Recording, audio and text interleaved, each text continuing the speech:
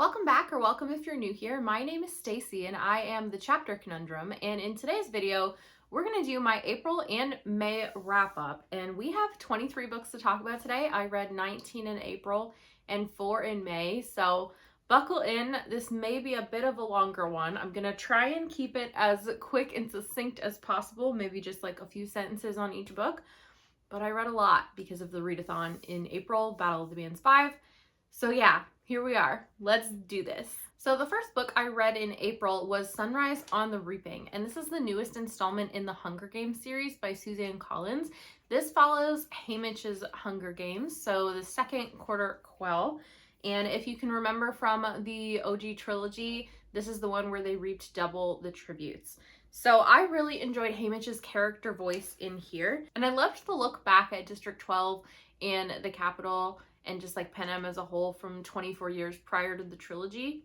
I thought that Snow's character was really well done in this one, which I kind of had mixed feelings about him in Ballad, but I thought it was well done in Sunrise on the Reaping. And my main frustration with this was that there are some things in here that felt very fan servicey. So Haymitch's attitude towards some of the characters kind of broke the logic of what we know in his attitude towards those same characters in the original trilogy, which took place later. So it kind of didn't really make logical sense, and we never really got an explanation as to why his attitude shifted the way it did. So I thought those aspects were a little bit jarring and frustrating, but overall I still had a really good time with this and gave it a 4-star rating. Next up, I picked up and read Moon of the Turning Leaves, and this is the second book in the Moon duology by Waubgeshig. And if you haven't heard me talk about him before, he is a local author to my hometown, and he grew up on a reserve probably about 15 minutes drive away from the house that I grew up in. And the first book in this duology, Moon of the Crested Snow, takes place in a more remote northern Ontario location. But Moon of the Turning Leaves has a bit of a time jump between them and takes place a little bit closer towards our hometown area. So it was really kind of special and unique to see him describe landmarks and things that I was very familiar with. I did think that he did an excellent job of recapping the events of book 1 seamlessly in the first chunk of this one, so don't feel like you need to reread Crested Snow before jumping into this. I also really enjoyed the choice that he made to switch protagonists to kind of like the next generation in this one. I appreciated Nangong's character a lot more, and I also just felt that the plot of this one was more realistic. There was a lot that I could rave about with this one. I thought that the snippets of Anishinaabe culture infused into this were pretty seamless and interesting. I thought that the ending was handled perfectly, and I also really enjoyed the choice of narrator. I thought he did an excellent job, and I just love his intonation for this particular story. But yeah, overall I had a fantastic time with this one. I definitely recommend it, and I gave it a 4.5-star rating. Next up, I picked up The House of My Mother by Shari Franke, and this is a nonfiction memoir that is about the oldest daughter in the Franke family. And if you don't know who that is, they had a YouTube like family blog channel called 8 Passengers, and the mother and the family counselor were both arrested and later charged and imprisoned on like abuse and neglect charges. So definitely this is a pretty harrowing and emotional read, and I also think it's a worthwhile one. While it wasn't the most compelling memoir out there, it definitely brought up some interesting points about how certain laws are really designed to protect kids in this situation, but they can end up being detrimental. So it definitely leads to kind of some interesting thoughts and a potential interesting discussion as well. Definitely everything that Shari recounts in her experiences will make your heart hurt. But yeah, overall, a very important book and a very interesting book. I gave it a 4-star rating. Next up, I picked up Wretched by Emily McIntire. This is the third book in the Never After series. And if you've been following my channel, you'll know I didn't really enjoy book 1 or book 2 that much, but I do own the first 5, and I didn't like hate it. And further to that, book 2 improved on my complaints from book 1. So I thought, okay, well, I'll give her another chance. And this, I'm happy to say that this did improve on some complaints I had with both book 1 and book 2, but it still didn't go in depth enough or have enough nuance or layers for me to really get invested in the story. And overall, I just thought it was decent. I still didn't really connect to it much, and I just thought the plot and the characters could have and should have been a lot more developed than they were. So overall, I gave this a 3-star rating, and I'll probably keep going with the series and just see how it goes, because she's been improving with every entry, and I'm not like hating it. So yeah, why not? They're also very easy reads to binge, and they're great for a readathon. So yeah, I'll probably pick up number 4 next readathon. So next up, I picked up Aurora by David Koepp, or Koepp. I forget how the audiobook pronounced this, I'm sorry. But this is an interesting post-apocalyptic story where basically a solar storm has knocked out power everywhere, and these characters are trying to figure out surviving without like power. I definitely thought that this was pretty engaging. I enjoyed the characters in here, and I especially enjoyed reading their backstories, but I do wish that this further explored sort of like the premise of the ramifications of this, both for the characters and like on a bigger scope for the world. I think I just wanted to understand a little bit more how it affected the characters. But overall, this was definitely a solid read, and I gave it a 4-star rating. It was definitely entertaining. Next, I picked up and revisited a childhood favorite with Freak the Mighty, and this time I went ahead and read the sequel, Max the Mighty. So Freak the Mighty was a favorite from 6th grade when it was assigned reading in school for me. I love how the characters have really different kind of like talents and abilities, and they appreciate those qualities in each other and become fast friends and sort of rely on each other, and they find things in each other to appreciate that they feel are lacking in themselves. So it's really endearing and sweet. But more than that, it's a really compelling story that doesn't shy away from sort of like tougher emotional content that kids at that age may have to deal with. Because of that, there are several messages and themes in this one that are really great. And I also just loved my experience revisiting it. I thought it was definitely touching to see these two characters, Freak and Max, work together, and just the relationship dynamic that they had with each other. This made me want to rewatch the adaptation soon. I think it has Sharon Stone in it. It's an old one. But yeah, it was a good time.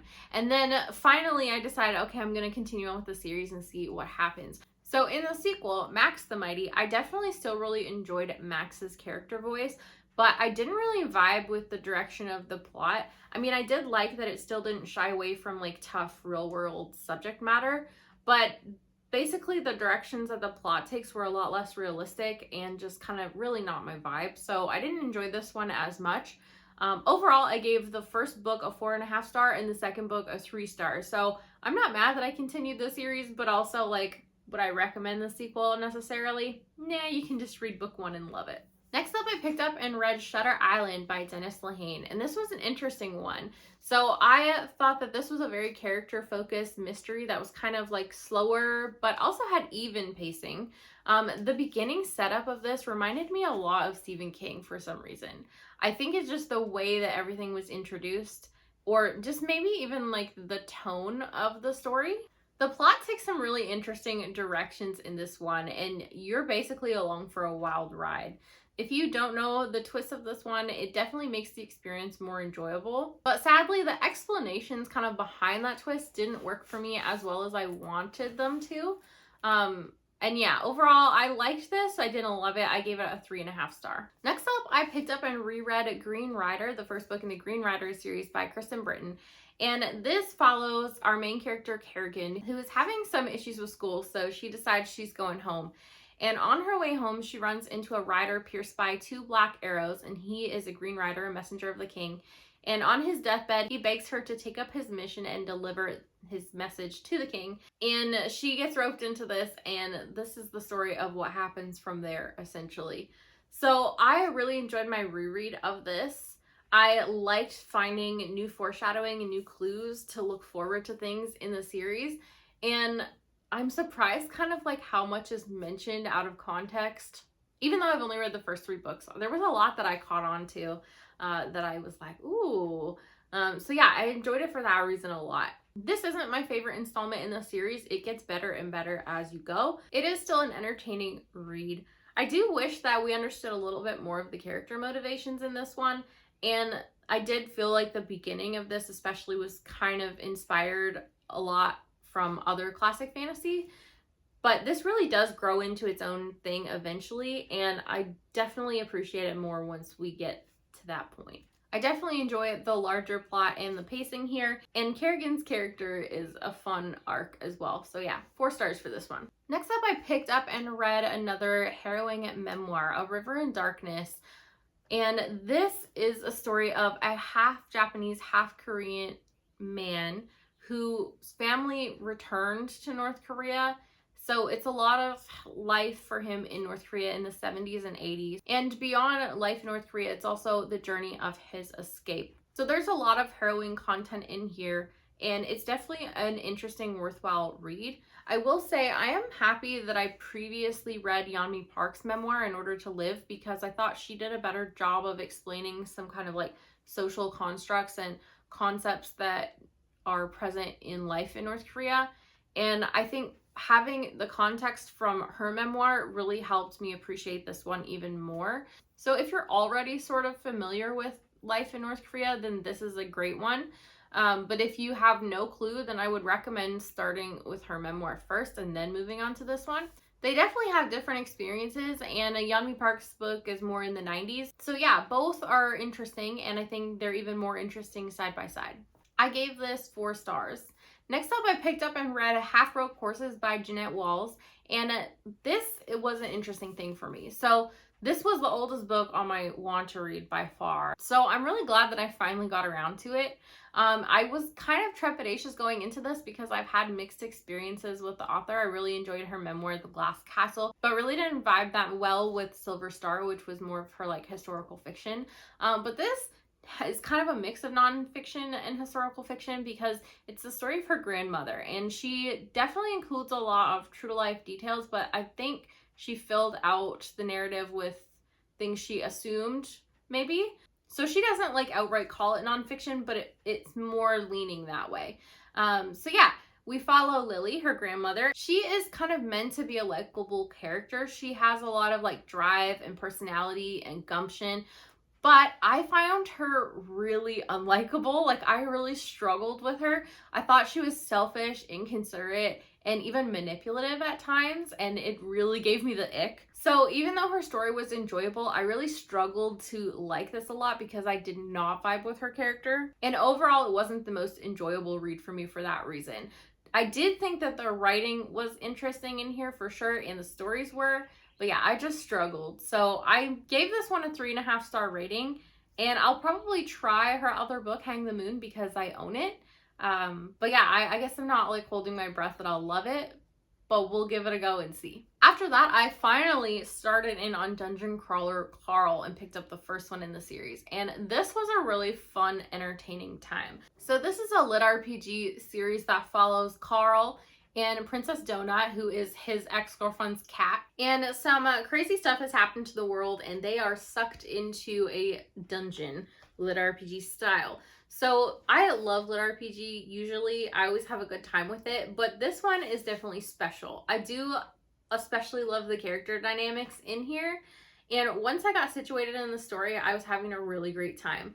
I did find that it was a little bit like overdone in terms of explaining elements of like the gaming world. I think if you've spent any time gaming with an MMORPG on your own, like it's kind of like, oh, okay, yeah, I didn't really need that explanation.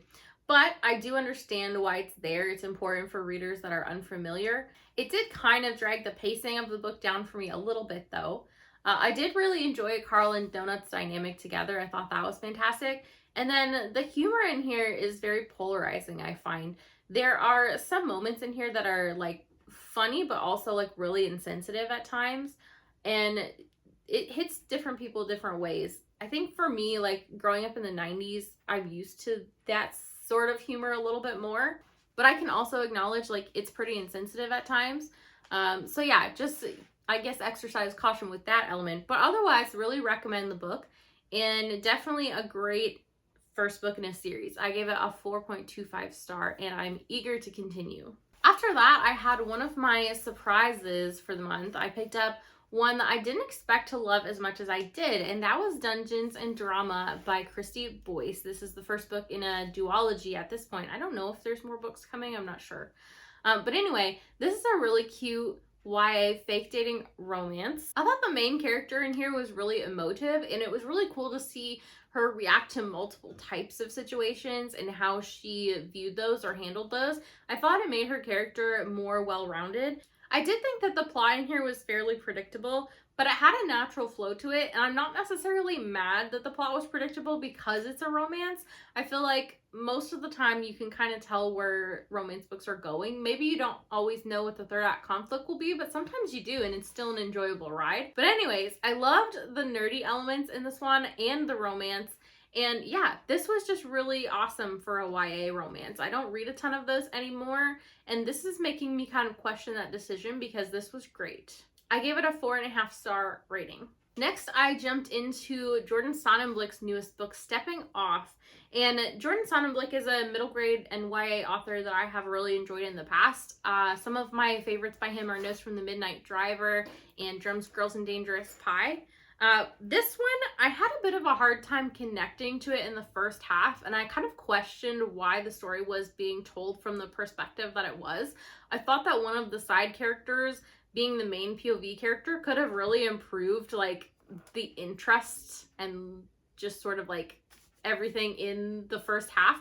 But then the second half of this hit, and I really understood, oh, that's why we're in this character's POV. So it did make sense eventually. And I did enjoy the second half of this more. I always appreciate in Sonnenblick's books that he's not afraid to kind of dig into tougher subjects that middle grade or young adult kids face. And he shows how these characters are dealing with or coping with those tough situations. And I definitely appreciate that. I do wish that this one, especially being YA and not middle grade, explored kind of the emotional side of these tough subjects a little bit more than it did. And I wanted a bit more of an emotional range from the main character. But overall, I did like this one, especially in the second half, and I gave it a 3.5-star rating.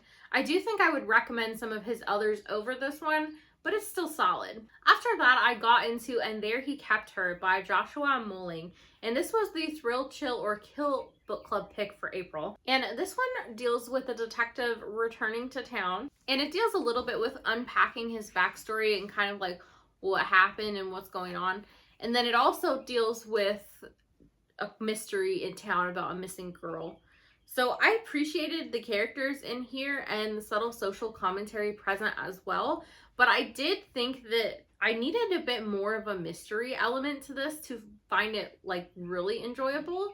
This is the kind of story where you're sort of told things through different perspectives and you watch it unfold, and it's still interesting, but I think I would have loved this more had I had questions to keep me invested and keep me curious reading. I also thought that the villain motivations in here in particular should have been a lot more developed. They felt pretty one-dimensional to me, and I just thought we could have explored the why behind their choices a whole lot more. Overall, I did still like this. I gave it a 3.75-star rating, but it's not my all-time favorite. I need to look up reviews for the sequel because this is part of a series, and just see if the sequel actually leaves you with some questions while you're reading and like keeps the story moving forward that way, or if it's more of a scenario of watching things unfold. If you've read the sequel, definitely let me know your opinion on that because I'm curious and I'm sort of torn whether to keep going with it or not. After that, we jumped into my least favorite read of the past couple months, and that was Pines by Blake Crouch. And I'm kind of sad about this. This is the first book in the Wayward Pines series, and I've previously read several Blake Crouch books that I really enjoyed. Like I've read Dark Matter, Upgrade, Recursion, and I liked them all. But this one, I think it's not a bad book. It just had several elements that really didn't play into my taste, and I kind of struggled with it for those reasons. So first off, we have a lot of description, and Blake Crouch really takes the time to set the scene in this one. And if you know me as a reader, like I don't visualize while I read, so big chunks of description will have me zoning out and have me struggling to stay interested. Like I will feel like I'm wading through those bits to get to something I'm more interested in. Some description is okay, and I do like when I get like some semblance of where we are and what we're doing. But this one just was one of those ones that was overly descriptive for me. The other thing that had me struggling with this one is you get all the explanations for everything sort of at the end of the book. And I thought that that was kind of jarring in the moment because there are times in the book where you don't really understand what's happening. Like, you're not given the context for things up front. And so you find out in the end, in retrospect, kind of what was going on. But it was jarring in the moment. Like, I would have appreciated what was happening more had I understood everything in the moment. And the other element to this that had me kind of struggling with it is that the main character tells you what's going on, but he doesn't necessarily give you his emotional reactions or like his thought processes behind what's going on. And so I kind of had a disconnect in that sense as well. But yeah, so overall, definitely not a bad book, just one that really didn't play to my taste, and kind of disappointed because I have really enjoyed some of Blake Crouch's other books, so I just wasn't expecting that. And overall, I gave this one a 2.5 star. Next, I jumped into The Colorado Kid by Stephen King, and this is an interesting mystery. So essentially, it's framed with an intern at a newspaper talking to two older men who work at the same paper, and they're telling her about a local mystery that happened. And the story tells you right away, like, things aren't solved in here, and basically that's why it was never made into a great story. So it's kind of frustrating in the way that, like, you never truly get a lot of answers, but you also know that you shouldn't expect them. I definitely thought that the setup of the mystery was interesting. But what I didn't love so much was kind of like the tone of the characters and the narrative. It definitely felt like you're talking to old men in a pub. So, I mean, it was bang on for what he was going for, but it just wasn't really to my taste that way. And then also, I thought that this felt a little bit more like a classic mystery, which is not really my vibe.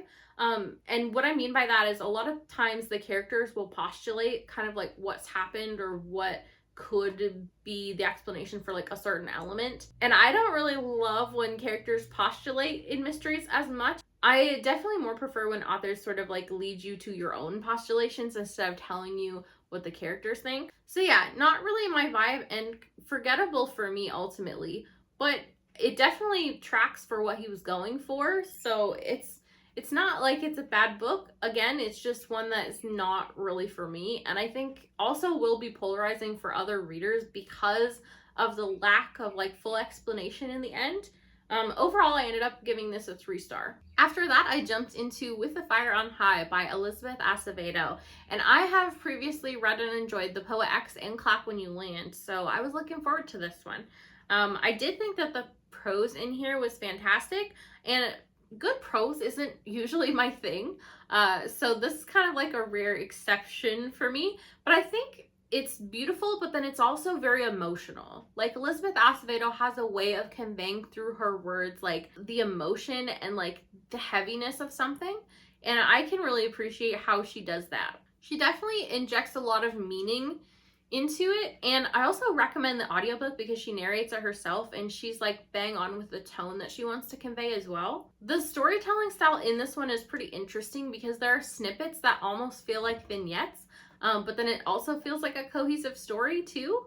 The main character in here is definitely compelling, and I thought that the story was for the most part realistic. Definitely the situations that she's put in and faces with the challenges that she's dealing with are very realistic, but one of her main interests is cooking, and so you have a lot of descriptions of food, and that kind of stuff didn't resonate with me as much.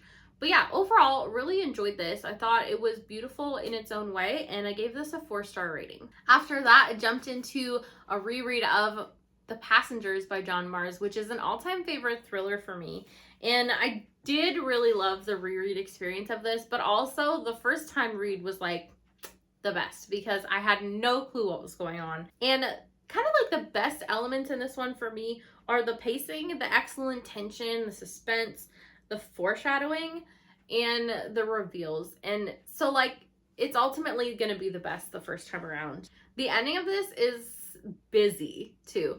I found it satisfying, but I also understand that other readers will find this polarizing. And even though I knew what was coming, I definitely still had fun revisiting this and left my rating at a 5-star. So if you've been keeping track so far, that was 19 books. So that was April. I aimed to do 20, and this was the first round of Battle of the Bands where it didn't happen. But I had really good reasons for that, so I can't be mad about it. I mean, I got my interview notice for my green card appointment, and that was just really important, so I had to take time to prepare for that. But yeah, so that's also why I only read 4 books in May. And they were all sort of towards the end of the month after that hurdle was done with. But the first of those was The Lies We Told by Camilla Way, and this was the Thrill Chill or Kill pick for May. And I gave this a 3-star rating. It was not really my cup of tea. So there was a couple questions or mysteries in here that really kept me invested in the story and kept me reading because I wanted answers. But when I did get those answers, I was like, oh, that's what it is? You know, I didn't really have a great reaction to the twist. There was no like real love for the story moving towards the twists either. I did think that it was just something about the writing style I didn't necessarily jive with. So one perspective felt like a rehash of Baby Teeth by Zoe Stage, and that didn't work for me necessarily because I love Baby Teeth, and so to have somebody else do it but not as well was just kind of like, okay, I've read this before and it's not as exciting. And then the other perspective, I can't really pin down why, but it felt like I was reading from Lisa Jewell, who's a thriller author that I don't necessarily like all that much. My husband loves her. She's a favorite of his. And he said the same thing, which was funny. But like, I don't know if either of us could really pin down why we felt that way. But yeah, so overall, this one I just didn't jive with. Yeah, it wasn't terrible. It just wasn't for me. After that, I wanted to jump into something I knew I was going to enjoy more. So I picked up and reread Iron Widow, the first book in the Iron Widow series. This wasn't originally intended as a duology. But after that, I picked up Heavenly Tyrant, and man, it is not a duology anymore. That one leaves you with some questions. So this I gave 4.25 stars on my reread, which I think is the same as what I gave it the first time. So we follow our main character, Jeannette, and they're a really interesting character to follow. They have a lot of like opinions and a strong personality. They're fiery and passionate, but also not afraid to admit when they're wrong or in over their head or don't know something. Like, they're not overly confident or cocky, and they can admit their mistakes. So they're an interesting dynamic of a character to read about for sure. I also really like the mechs and the magic system with Chi in here, and I found all that to be very interesting. But I have this thing where the ending of this one feels rushed. Like, the resolution kind of feels like it comes out of left field a little bit. And I think that's why I didn't necessarily love this as much as I wanted to.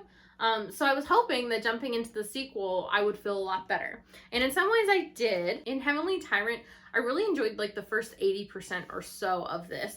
I definitely thought that all the political aspects we were dealing with and the tension and schemes within those were just really captivating, and I was having a great time. And then this book does kind of the same thing that I hated about Iron Widow, but in a more egregious way. The last 20% felt like it was completely out of left field. Like, not so much in terms of like, okay, we knew that we were gonna have to go there, but like more in terms of how everything was introduced. Like, everything was rushed. You didn't really understand things. The direction that the story is clearly going in the third book is not what I expected at all. And so I've decided I'm done with this series, even though I had a good time with Iron Widow and had a great time with the first 80% of Heavenly Tyrant. I definitely like a lot of things about this series, but overall there are some aspects of it that just don't work as well for me. I do really recommend it, but just know that the endings of these books will kind of like not be what you expected. And then I don't think I mentioned yet, but I gave Heavenly Tyrant a 3.5 star, and it was really a tale of like 2 parts because the first chunk I was loving. And then the last book I picked up was another series that I could finally catch up on, and I read Onyx Storm finally. So I liked this. I am kind of surprised at people saying that the pacing of this one fell off, because for me this was paced more of like how I thought an adult fantasy would be. But I could understand, like, it did feel different in pacing from the first 2 books. Like, the first 2 were more action heavy and threw things at you more quickly, whereas this one really took its time and gave you foreshadowing. And I loved that, because my main complaint with Iron Flame was that things felt rushed. Like, things felt introduced kind of out of nowhere. There was a lack of like planning and foreshadowing, and I was like, okay, I think Rebecca Yarros is really more of like a romance author and not necessarily a fantasy author. But now I have to rethink that, because Onyx Storm was very clearly planned and plotted, and there was foreshadowing woven in. And there are things that harken back to clues like earlier in the series. So in that regard, like, this was a massive improvement for me. It has me really curious about some reveals coming in the next book. And I'm definitely interested to see the exploration of more things. I did think that even though things were foreshadowed here, there were some things that could have been better explained. I do think that that is going to be an issue that gets resolved in future installments, but it wasn't perfect for me for that reason. I'm definitely entertained by this series as a whole, but I don't have the same like obsession that a lot of people seem to. I did have a really good time with it though, and I gave this a 4.5-star rating. So that was it for all the books I had to talk about today, stuff that I read in both the months of April and May. Let me know down below in the comments if you've also read any of these. Did you have similar thoughts and feelings or experiences with these books, or did you have very different ones with them? And also let me know, what were your favorite reads of April and May? Thank you guys so much for watching. Don't forget to hit like and subscribe on your way out if you want to, and have a great day. Bye!